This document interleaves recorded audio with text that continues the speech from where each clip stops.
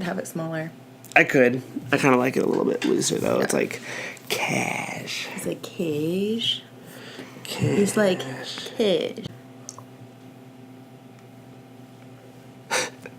There's so many of them that start with you yawning. We should also change the scenery one time. Maybe it's about time we... Should I put that up officially? Yeah. If it gets 20 likes on YouTube, it has to be on YouTube. If it gets 20 likes on YouTube, we'll officially hang the banner. If not, I'll let it roll for a little bit longer. Ever. We'll see. Forever. Not ever. Episode number 22. Yeah, 22 of the CFL podcast. Starting it off with a burp into the microphone. Sorry. Oh my gosh. I can't hear it. All right. I had to announce it. Yeah, so today we're going to talk about the pain cave. It's a pain cave face. That's the pain cave face? What is the pain cave? What is a pain cave? Well, it's commonly referred to in CrossFit as going into the pain cave, the dark place. The dark place. It's like that point that you get to in the workout where everything just really, you're just like, I think I'm just done right here. Questioning why you showed up today. Yes. It usually gets in.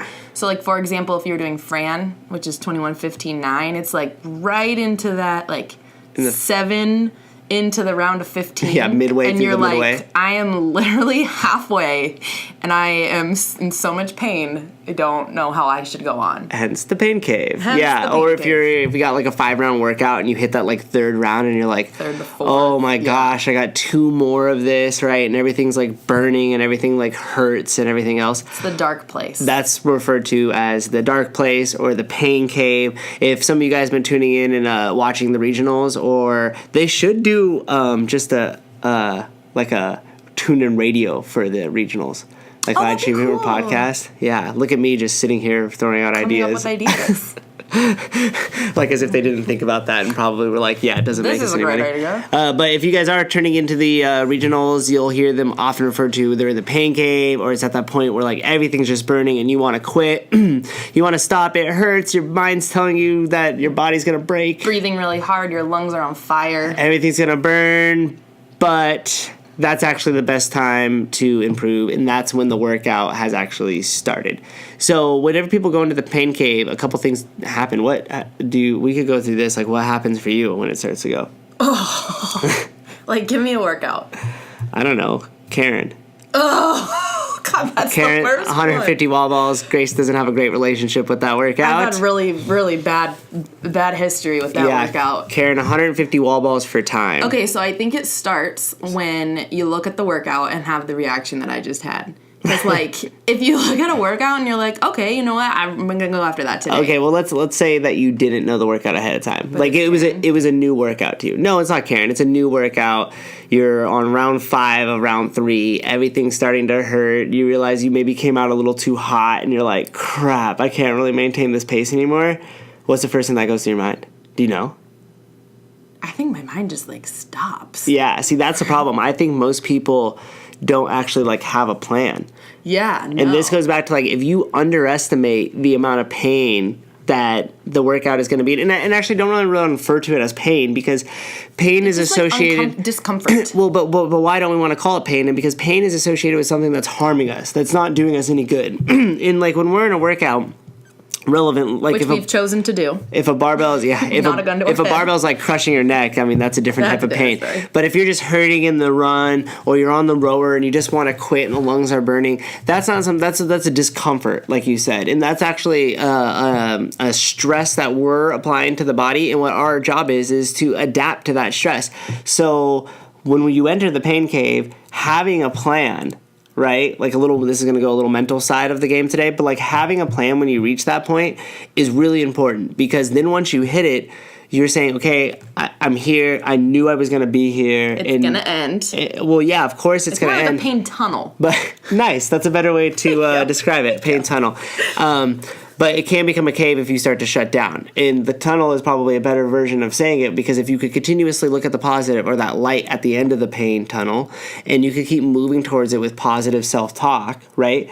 You'll know what to do once you get there, and you'll have a plan, and you'll be able to keep moving. Well, I think it like relates to other things in life too, obviously, as most things do here. Yeah. But it's not like setting out a plan for a workout, like reps and rest. It's like when things start to get uncomfortable, whenever that may be, I'm gonna like stick with it. It all hits us at different times. I'm fine. I'm gonna like be okay at the end of it, and I'm just gonna like get my way through it. So now one would say you actually have a plan. Yeah. Yeah. You're gonna make me do Karen?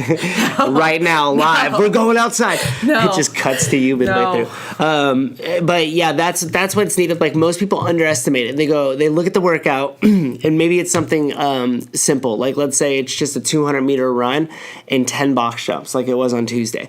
10-minute time domain, right? You look at it and you're like, that's not bad. And you get 3 minutes into it and you're like, whoa, my hamstrings are lit up. The jumping has slowed progressively. These runs, all of a sudden, I can't catch my breath because my heart rate's like through the roof, right? Like, if you underestimate that pain going into it and you look at it and you kind of blow off the workout, or you don't really think, okay, when that gets tough, here's going to be, Grace drinks champagne during the stuff. Now you know why she's so funny. Oh, she's going to spit it out. Spit it out. Do it on camera. It's happening. Shield your children. It's going to get gross. I have trouble when I'm drinking things and start laughing. She'll just spit it out. They go everywhere. We'll get it to do it here It'll live. happen at some point. Yeah. Okay. So I almost got you to do it one time. Funny story. This has nothing to do with anything. But one time we were walking dogs, and one of them went to the bathroom on the lawn.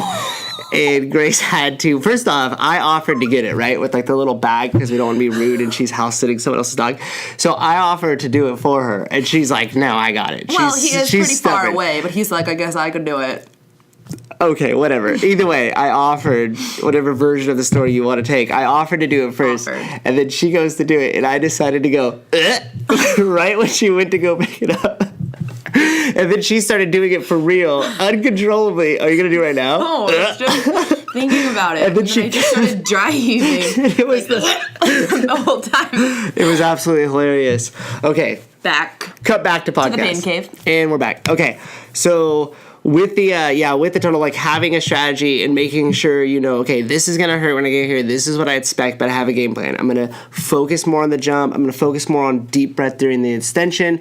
Once I get out on that run, on maybe that third or fourth round, halfway through the workout, I'm focusing on the 1-2 breath out, or 1-2-3 breath out, 1-2-3 breath out, right? Focusing on the pattern of my breathing, rather than, oh god, this sucks. Why did I show up today? Yeah, and we're car, please hit me. We're recording this on Saturday, and I came in this morning. I got here probably like 8:45. So the 8 a.m. class was running, and we had plate runs today with the 45 plates. And like the amount of dirty looks that like I got when people came, like you would have thought that like I brought mini shame to the gym or something. Everybody's just like, ugh, like mean mugging as I come up.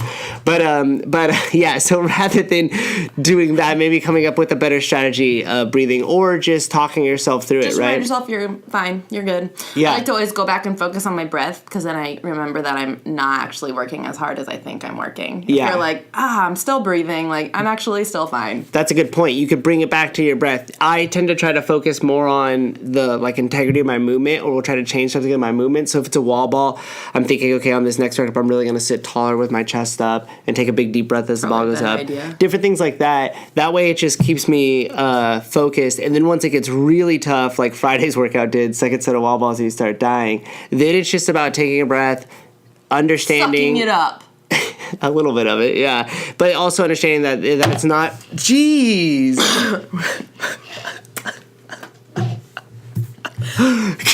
Suck it up. Yeah, or just suck it up. But the main thing is realizing that that's an opportunity to get better. That's why you showed up, because once you hit that wall or that threshold where it really starts to suck and you want to quit, every time you inch it forward a little bit, that's actually your fitness improving. Right? So suck it up. So that's just going to be the motto. Maybe we'll make that a shirt. Yeah. Comment below if you want to see the CrossFit Livermore suck it up shirt. No one's going to buy that. Like, once I said that out loud, I realized that no one's buying that shirt. I'd buy it. She wouldn't even buy it if it was a shirt. You don't know that. I don't know that. But whether I buy a lot of shirts. whether you buy a lot of shirts? Yeah, not you. I don't. You don't buy anything. No, Dylan actually bought me this one. Shout out, Dylan. Thanks for the shirt. Shout out, Nike. It's a joke. Don't make it weird like I'm weird. Moving on. Yeah, so with the pain cave thing, like whether you're here to all of us, like 90% of the reason everybody's here is right, is just to have a healthier longevity of life and to be pain free and to be healthy and to live for a long time. So keep that in mind, that even though that is the goal, you're still going to hit that dark place and you still have to have these mental strategies to keep you moving. I'm only here to ever beat Steve Lopez. We know that. That's why I show up. For the last people in Guatemala are like, who's Steve Lopez? Who is this guy? That is my driving force in getting better at CrossFit. You like how I talk about the podcast too? Like there's like this huge audience, like, oh, people in Guatemala. I don't know. They could see the subscriptions on the page is public. That's curious. 56 now. Shout out. 56 subscribers. Love you guys. What? Types of competitors. So yeah, it brings me to the next point. Like, there's a lot of people all the time, and we go back and talk about this a lot, is like the people that here that want to compete.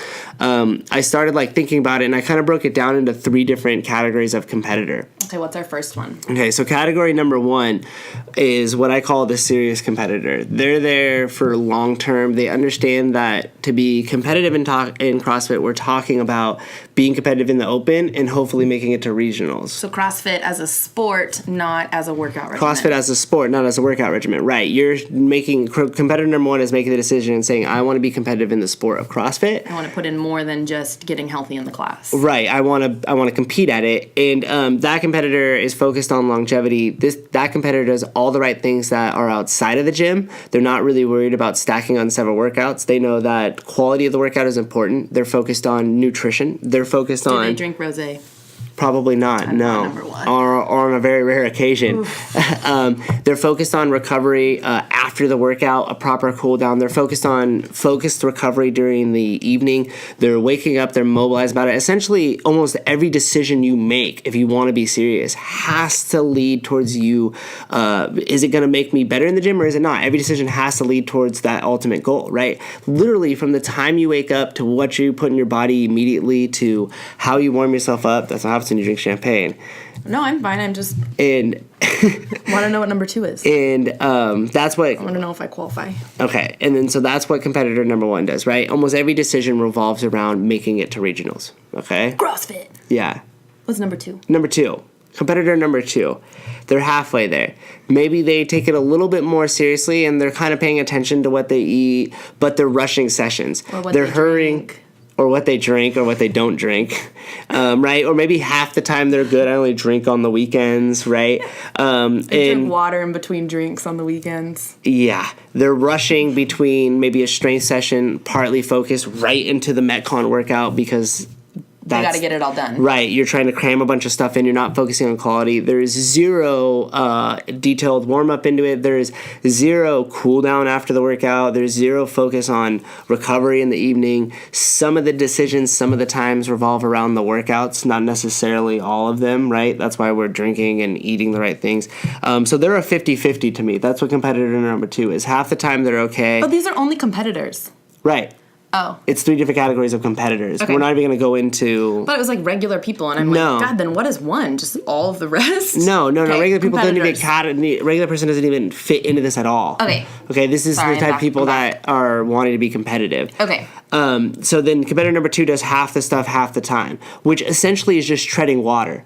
That's all you're doing, right? Like, competitor number 1's going to receive this compound effect after multiple months of doing that, where everything just seems to accelerate, right? The nutrition has been dialed in for a while. The recovery is on point. The workouts are going well. And all of a sudden, you see this, what looks like a quantum leap in their ability, which is really just every single day focused until that compounds. Now, competitor number 2 never really reaches that compounded point. They'll hit a few PRs every now and then, but then they'll start to get frustrated. Oh, I feel like I'm not getting any better, right? Because they're so focused on result. They're not focused on longevity. You're going up and saying, oh, last week I tried this and it didn't work for me, and this week I tried it again and it didn't work, right? But like PR chasing too. PR chasing, right. And again, that's just short-term decision making. You want that instant result of the PR right now today. you don't want the result of a better technique that's going to lead to insurmountable PRs months later because of that correct decision making. Okay, so that's competitor number 2, which really just ends up treading water. Okay. And sometimes gets passed by the regular, I don't want to say the regular, but like the normal gym member.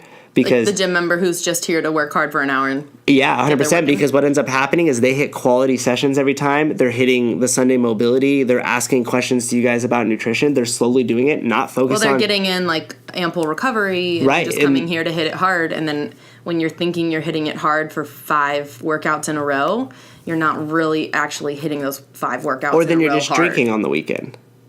But there's that. Yeah, like, and all those other things, right? Or when you're just trying to add in volume. All of a sudden, like, the person who isn't necessarily a competitor has... Don't judge me. ...has caught... I'm not saying that, but that's Maybe just... I'm competitive. Okay.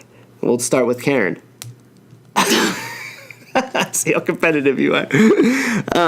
But yeah, so like a lot of that with competitor number 2, right? Which is fine. If you want to have life balance, then just say that I want to have life balance, and then just focus still on the longevity part of just quality stuff rather than rushing to getting it in, because there's no point to rushing to get it in if you're just focused on balance, right? What are you if you're on your way to the bathroom? European? You're Russian. Oh. What are you if you're in the bathroom? European. Okay. What's number 3? No, yes, competitor number 3. Okay, competitor number 3 is all talk. Competitor number 3 talks about, I'm going to do this and I'm going to do that, and I'm super serious about it, but there's zero focus on recovery. There's zero focus on nutrition. Lots of short-term decision-making, always trying to win the class regardless of quality of movement. And that competitor ultimately will stay the same. You're going to hit your initial PRs, and then literally you just won't ever progress. Or maybe some people that shave some reps, so they're always doing pretty good, but then they always kind of have to keep doing that instead of just continuing to get themselves better. That's an integrity issue altogether, but yeah, that definitely is something that plays a role, because it doesn't give you the chance to like, oh man, I did really bad on that. I should probably focus more on those days. Or improve, or how can I improve, or taking a look and being self-aware and saying, man, the reason why I sucked on a day's workout was because I didn't recover last night and I've eaten poorly the last 2 days. Mm-hmm. Not just blowing it off and being like, I need to do more now. And I became a baby in the middle of it. Right. Maybe you didn't have a mental strategy going into the pain tunnel. Pain tunnel. Yeah. So those are the 3 different competitors, right? What? 3 different type of competitors. Okay. Number 1 is serious, focused, longevity, recovery, nutrition, everything. Number 2 is treading water. Half the time they do it, half the time they don't. So it just pretty much stays stagnant. Number 3 is just a talker. And talk is cheap. It always costs the same price. It's always... It is what it is, right? And then the thing is, too, is like, if you have no desire to competing, then don't put that pressure on yourself, too. I think sometimes there's a lot of people that don't have any desire to compete, and then all of a sudden, when you start to finish a time, or you hit a back squat and it's not up to your old PR or your old number, all of a sudden now, nice. Oh, I got it! Film. I know, that was good. I don't know if they'll be able to pick it up on the... I caught a fly. She caught a fly. A little baby fly. Just quality stuff here on this podcast. But I forgot where I was going with that. Oh, but yeah, if you don't want to be a competitor at all, then just don't put the pressure on yourself. Don't even focus on the result. Focus on the day. Focus on when you reach the pain hill, like, how'd you get through the pain tunnel? Like, did you make sure that you were staying positive the whole time? Did you stay in it the whole time? Did you mentally check out? Or did you mentally be like, here I am, this is happening. Yeah. Let's get through this. Yeah. So that's the difference in range of competitor. Or did you get like 80 wall balls into Karen, and then your life just started to crumble and you found yourself sitting on the wall ball to take breaks? Questioning everything. Why did I show up today? Missing one rep and then just walking away from the wall as if you need a 10-second break. Yeah. So sometimes that happens, you know? Right. So 3 different types of competitors we went over. Pain cave, a little mental strategy. Don't underestimate the pain in the workout. Pace yourself properly and have goals once you get there. The pain tunnel, right? And then now... dark place. Dark place for a little while. For a very short time. Yeah. It's only temporary, and that's when you grow. That's an opportunity to get better. Don't waste an opportunity to get better. True dat. Ba-dum. Oh. Ba-dum. We're there? What else were we going to do? I don't know. We should have, put something on. Like a different clothes? Yeah. To look like them. I could shave my head. We didn't... and be Sean Woodland. No, okay. The CrossFit Games update show. But not the update show. Definitely not the update show. Okay, so it's Saturday as we're recording this, so this is day 2 of week 1 of the regionals. If you guys have been following along, or if you have, I don't know what I'm saying anymore. Grace is going to recap some stuff. Okay, so regionals started yesterday for everybody. The whole regional season started. Right. 3 of the 9 regions are competing this weekend. Yep. It is a what 3-day event. Recap the 3 regions going. We talked about it last podcast, but they are Europe. Yep. East. Yep. And South. Yep. So that's those are just 3. Oh, I gave you like some names. Oh, wait, we didn't do that, did we? Notarize, what's going on? What's happening in the East? Katrin's absolutely destroying it. No. We were going to go this way first. Okay, well then So Europe is where, isn't Sarah back there? Sarah Sigmund's daughter, Annie Thor's daughter. It's kind of all the big names that are still up there, whatever. It's not really anything crazy. However, Bjorkmanson, Carlson, Goodmanson, BKG, who was Burger King sponsorship. Was on the podium like a couple years ago or something? Yeah. At the games? Yeah, second place? Yeah, a couple years back. He's not even in the final heat right now, so he's not even top 10. He's fighting his way back up. Yeah, so he's made the games every single year. He's dominated the European region. He has fallen behind after day 1, but he's climbed his way back up. Okay. I'll just give the information, then you can make it sound better. Next, the East region. Yep. We have Pat Vellner. Yes, Patrick Vellner, he was in 3rd place. He got the medal after Ricky Gerard actually got disqualified for having steroid usage, having steroids in his body, steroids in his face.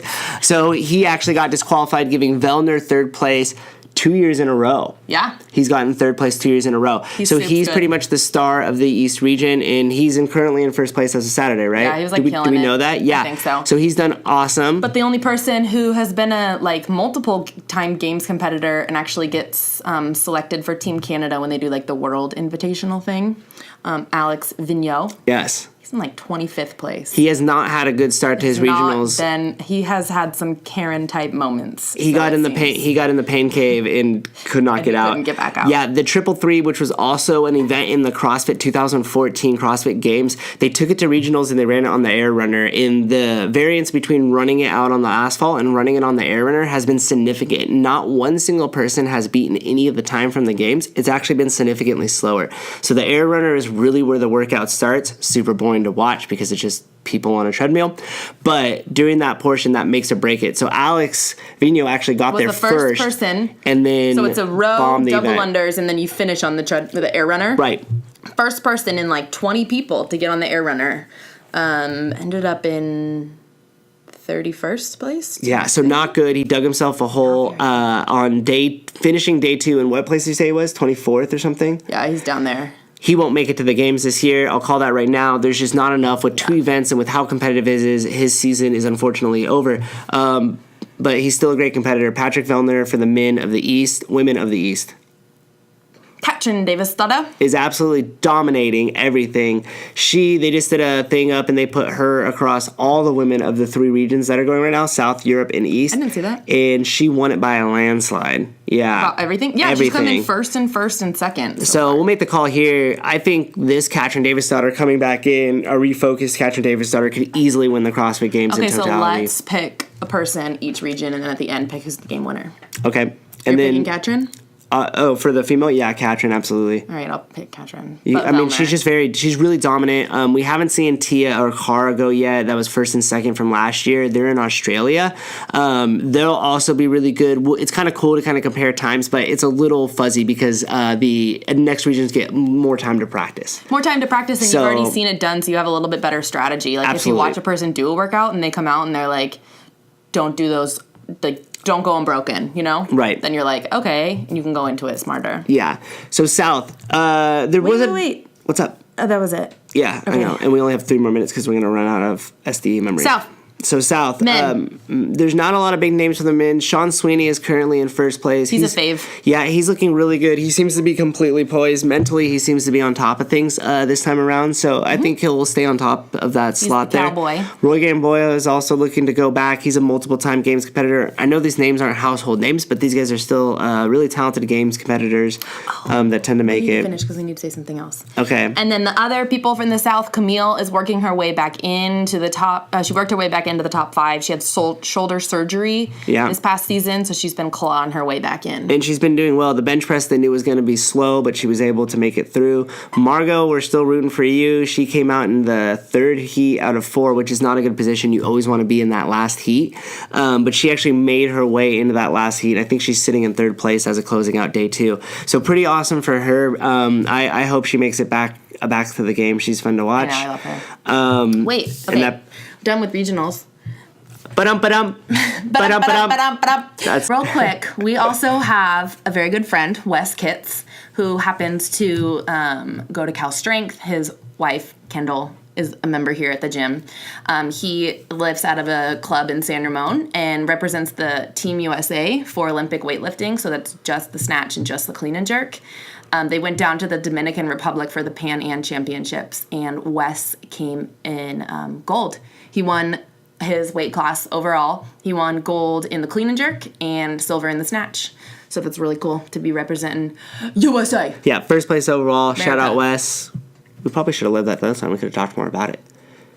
Well, they should know. Yeah, that's it's true. Exciting. It's very exciting. Hopefully we'll get to have him on the podcast and we could hear his perspective from it first on. So Wes calling you out publicly, coming on the podcast. Is that it? I think so. All right. Every week we're going to do a little bit of the update show. Maybe I'll cut that into another segment and I'll cut the West thing in at the end. Okay. Yeah, that'll work. And then we're going to separate the regionals thing and we'll actually call it the update show. All right, guys. Thanks for sticking around. Thank you so much for always watching. Comment below. Check us out on Instagram. It's also below. Follow us on Instagram. Keep your guys' questions coming. We want to get back to some regular Q&A here, which would be awesome. All right. We out. Bye.